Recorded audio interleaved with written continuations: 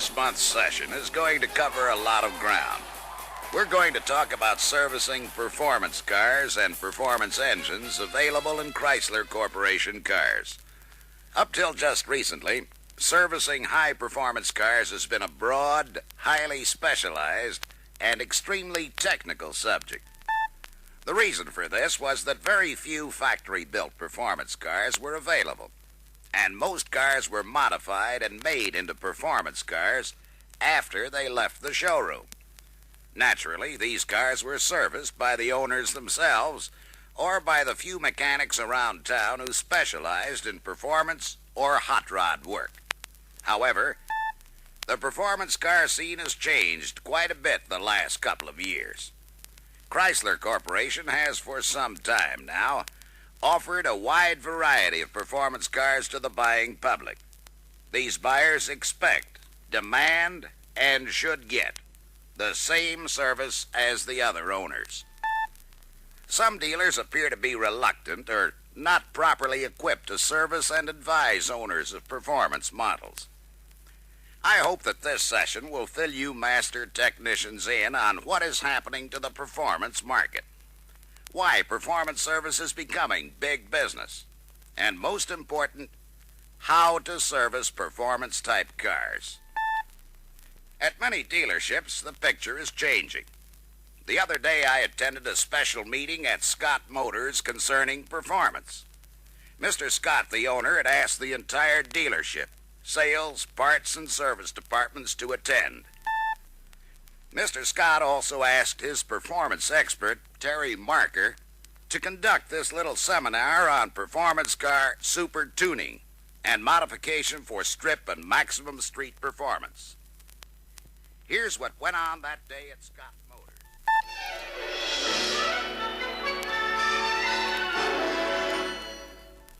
I'm glad that the sales and parts departments are in attendance tonight. Sales of performance cars affects the entire dealership as much as the sale of any other car. When I'm through, I'll turn the show over to Terry, our performance specialist. First of all, the 1969 model year had the widest selection of youth appeal cars and the biggest spread of performance cars yet. This year's performance car sales are approaching 20% of all sales. Now, that's a pretty healthy chunk of any market, and that's what this meeting is all about. Performance cars. Let's make a quick rundown on the models that are easiest to spot as performance cars.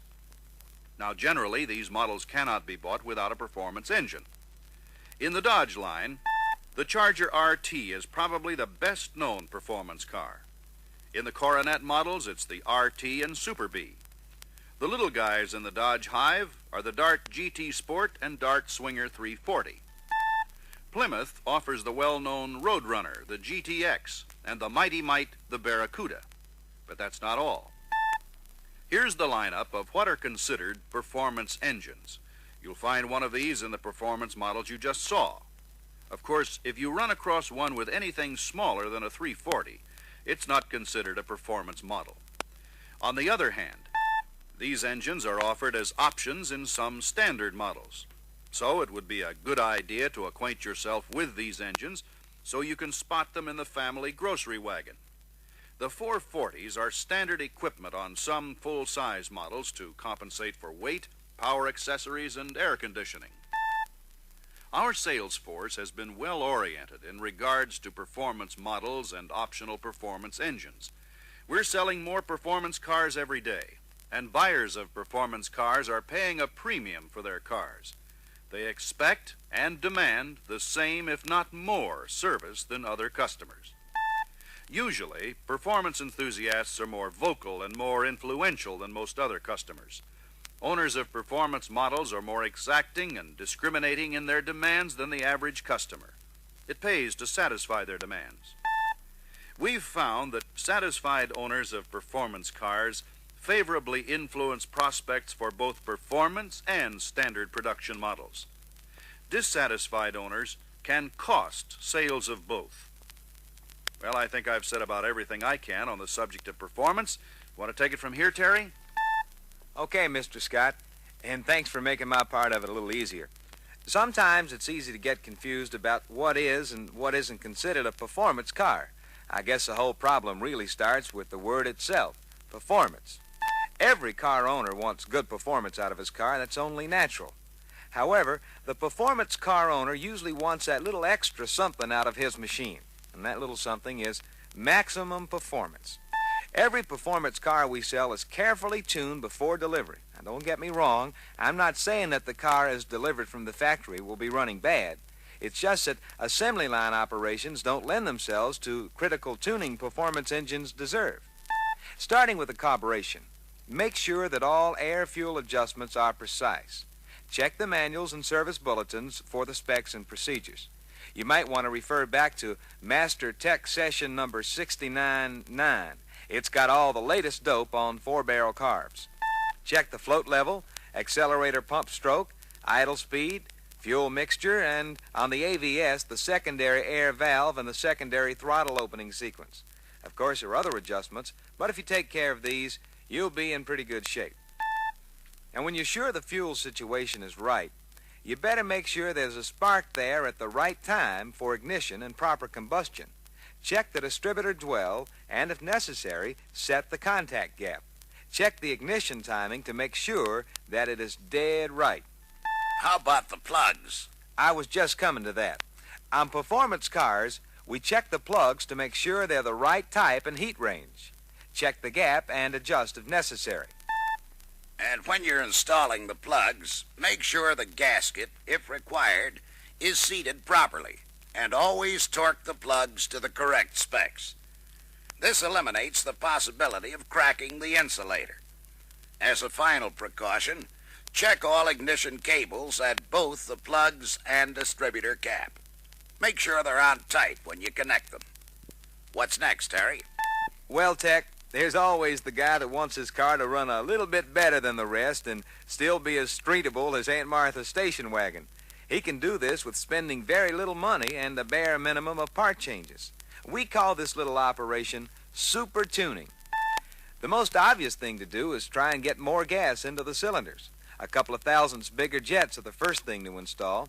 Then, to go along with the bigger jets, change the accelerator pump linkage to get a long stroke. While you're at it, make sure the float level is at the maximum setting to let you store the extra fuel that the big jets and long pump stroke will need. Because of the richer mixture, you'll need more spark advance because a rich mixture burns slower and must be ignited sooner. In addition to the extra advance, low-speed torque and throttle response can be improved by changing the slope of the distributor advance curve.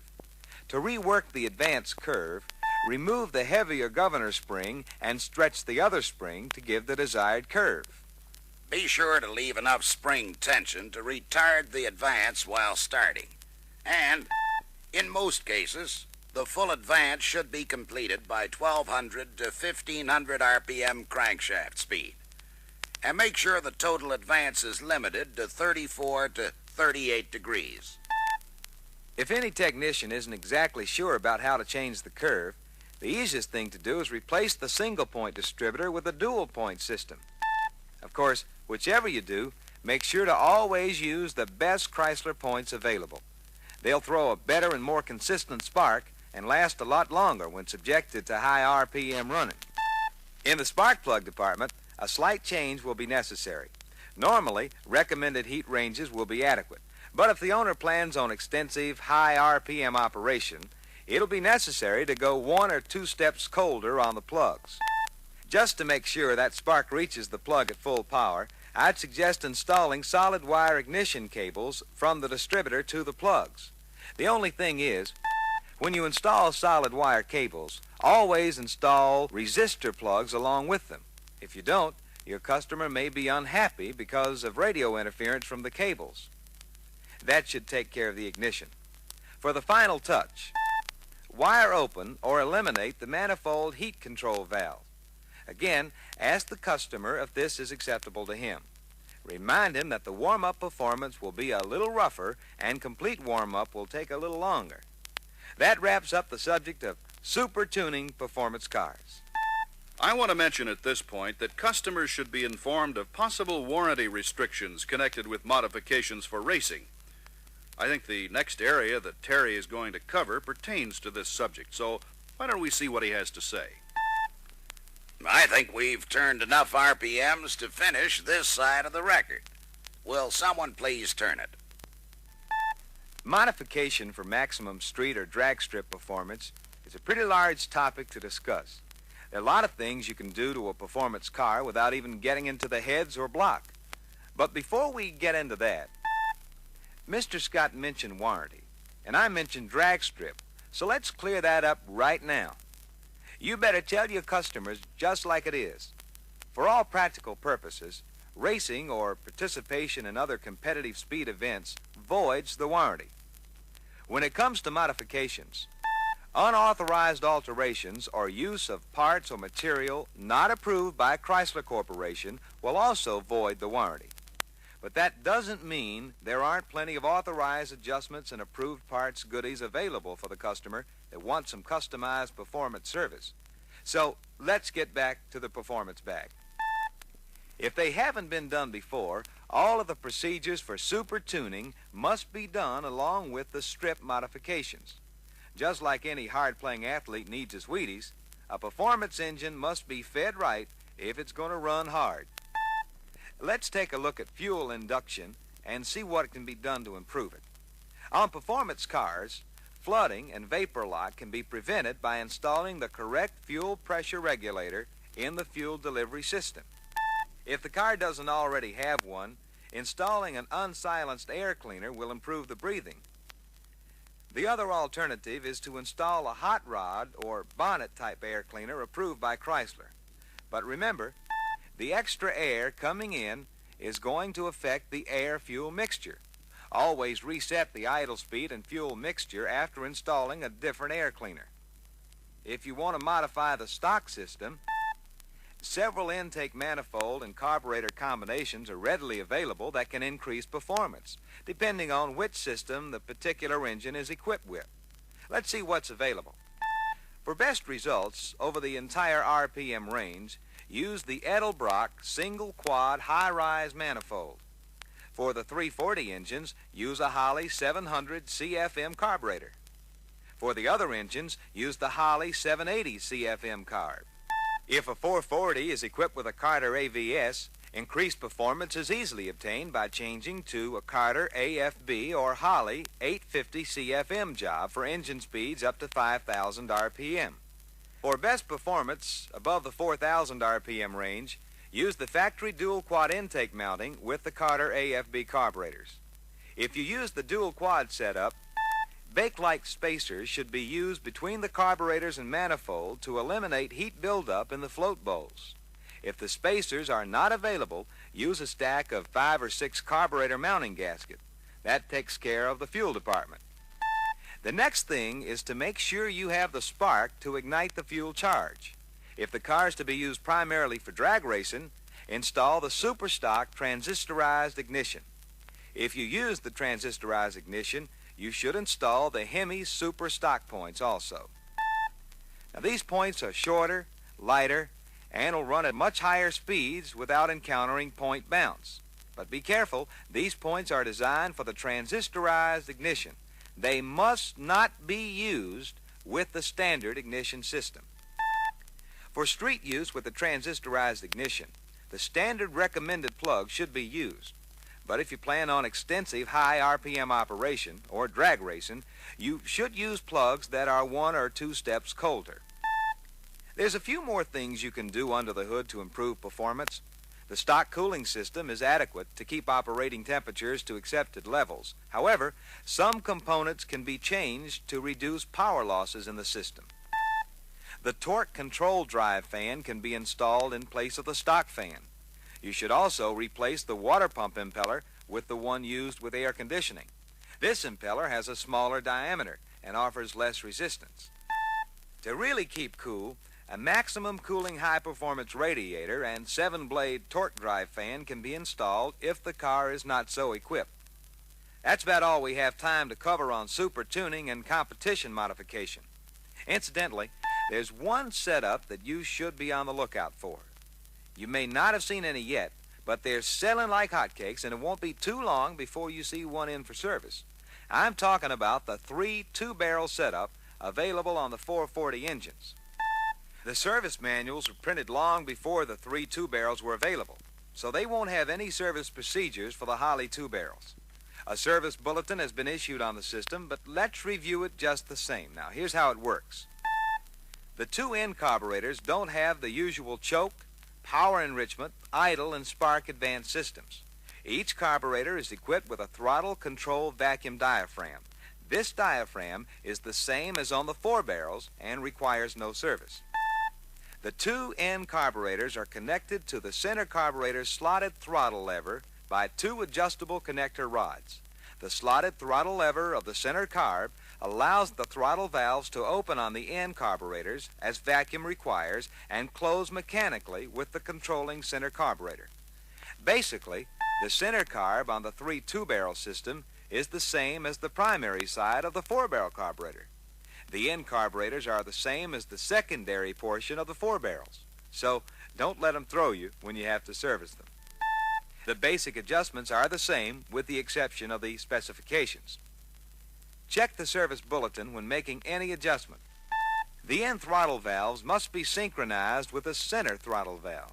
This is another adjustment that may be a little strange to you. I'm going to run through it, although you may have studied your bulletin carefully. It's done this way. If the adjustment is to be done on the vehicle, be sure the ignition switch is off. This de-energizes the fast idle solenoid so that clearance is obtained between the plunger and fast idle adjusting screw. Remove the air cleaner, then remove the end carburetor throttle connector rod clips and disengage the front and rear rods from the throttle levers. Close the throttle valves on all 3 carbs and hold in the closed position. Shorten or lengthen the front and rear connector rods by turning in or out in the threaded sleeve. Adjust until the rod can enter the hole in the throttle lever evenly.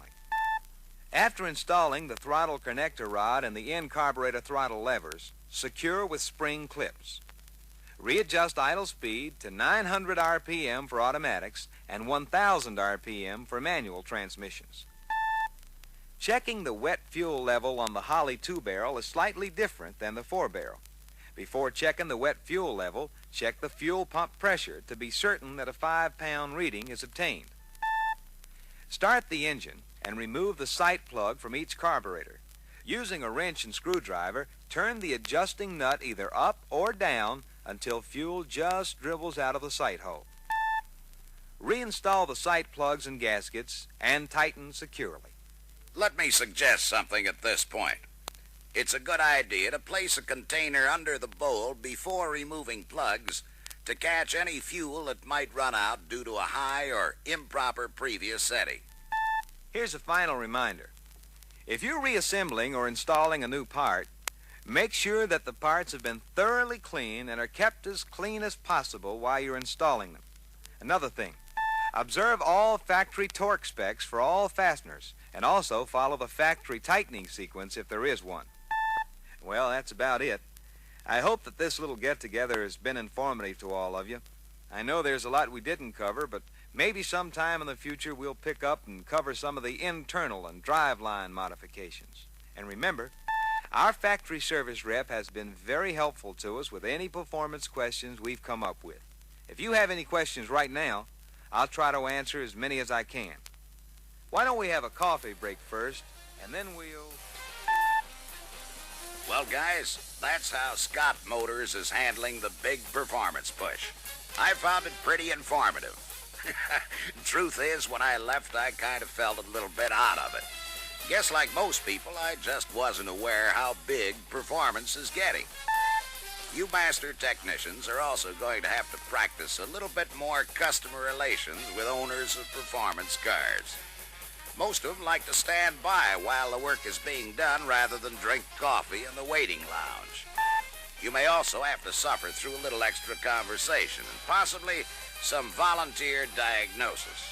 But in turn, you'll have a steady customer and possibly some referrals to other performance owners. And remember, these owners have paid a premium for the performance features on their car.